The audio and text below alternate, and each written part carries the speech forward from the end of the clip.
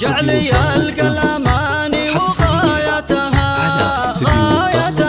فرحته غير لأنه عن الخلق غير يستحق النعم لفظ قول صريح أبيض الوجه ومتنه يشيل الحمل له مواقف كثيرة لو أطرتها مثل أبوه بوفاه وعلوم الكرم كلمته لحقه في المكان الصحيح وأبو صالح فعوله تنوم اسبله سمعته كالعطر كان مرتها